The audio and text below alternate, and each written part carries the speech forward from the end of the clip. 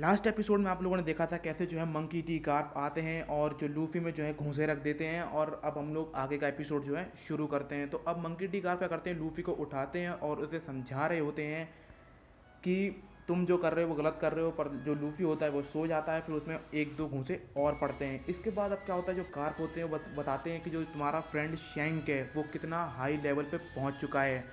Grand line दोस्तों कुछ नहीं है, इसके आगे न्यू वर्ल्ड है। वहाँ पे जो शैंक है वो राज करता है। वहाँ पे 4 एम्परर राज करते हैं, उसमें से एक है वाइट बियर्ड और एक है शैंक। दो के नाम हमें बताए नहीं गए हैं। ये सुनने के बाद लूफी बहुत ज़्यादा खुश हो जाता है। और अब होता क्या है, जो जोरो होता है वो मरीन के जो सोल्जर्स होते हैं उस पर हमला कर देता है। तो लूफी बोलता है जोरो तुम अकेले नहीं लड़ोगे, मैं भी आ रहा हूँ। और इधर जो गार्प होते हैं वो अपने 2 चमचों से बोलता है कि जाओ इन दोनों को रोकने की कोशिश करो। पर दोनों नहीं रोक पाते।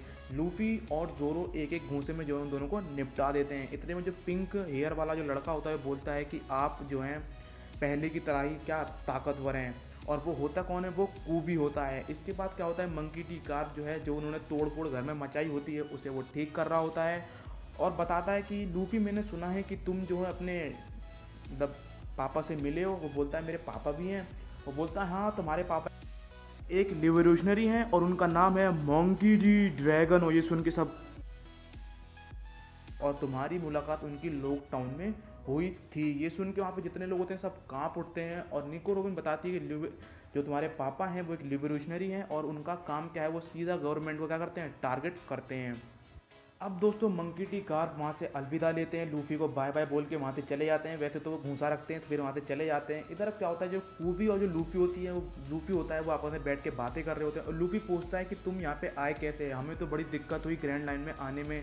तो जो कूबी होता है बताता है कि जो हमारी शिप थी उसमें सी स्टोन लगा था। और सी स्टोन दोस्तों होता क्या है कि जो सी मॉन्स्टर होते हैं फिर वो शिप को टारगेट नहीं करते हैं, वो साइलेंटली वहाँ से निकल जाते हैं जिसकी शिप में क्या सी स्टोन लगा हुआ होता है। इसके बाद बताता है कि मंकी डी गार्प ने हमारी कितनी मदद करी, मतलब कि हम जो सोल्जर्स बने आज मरीन की वो उन्हीं की वजह से। हाँ मानते हैं कि थोड़ा सा वो स्ट्रिक्ट हैं पर जैसे भी हैं बहुत ही ज़्यादा बढ़िया हैं।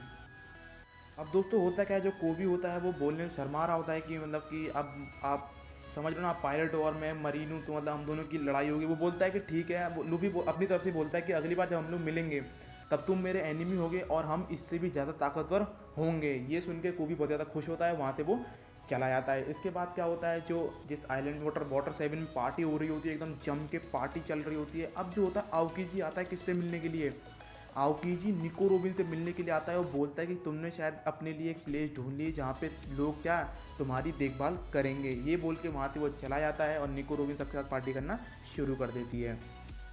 अब क्या होता है, अब हमें दिखाई जाती है मीटिंग किसकी, शैंक की और वाइट बियर्ड की। तो शैंक भाई साहब जब शिप में चढ़ता है वाइट बियर्ड की, तो आधे लड़के तो भाई ऐसे ही ढुंढुंग जाते हैं, मतलब गिर जाते हैं, मेंटली वीक हो जाते हैं। और जो वहाँ पे बंदे बैठे होते हैं बोलते हैं कि जिसकी भी बॉडी और दिमाग कमज़ोर है वो नीचे चले जाए, नहीं तो सब लोग लुढ़क जाएंगे। अब भाई साहब वो पैक वैक भी लेके आता है, तो शैंक अपने लिए भी डालता है और वाइट बियर्ड को भी देता है। दोनों पीते हैं आराम से। फिर शैंक बोलता है कि एक काम करो, एज को रोक लो नहीं तो वो मारा जाएगा। पर वाइट बियर्ड बोलता है कि मैं उसे नहीं रोकूंगा, वो मेरा बंदा है, वो बेखौफ कहीं भी घूम सकता है।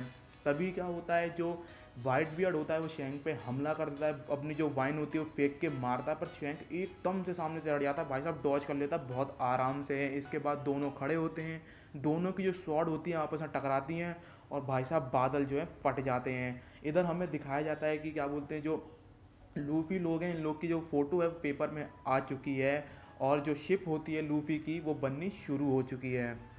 अब ये एपिसोड थोड़ा सा अलग होता है, टाइम पास वाला एपिसोड होता है। इसमें होता क्या है कि लूफी को एक लड़की मिलती है और वो लूफी की मदद मांगती है कि मतलब मेरा जो एक हॉर्स है, आपको पता ही है कि वाटर 7 में पानी पानी होता है तो हॉर्स पे बग्गी लगा के वो लोग घूमते हैं, तो उसी हॉर्स को वो ढूंढ रहे होते हैं।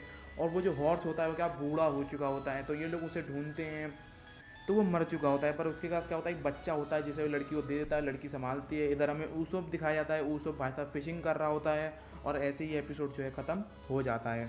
ये वाला एपिसोड भी दोस्तों टाइम पास वाला होता है। इसमें क्या होता है कि जो जोरो होता है, जोरो घूम रहा होता है, तभी उसे 2 बच्चे मिलते हैं और वो 2 बच्चे उसे अपने घर ले जाते हैं। इसके बाद जोरो बेबी सिटिंग करता है, सबको संभाल रहा होता है।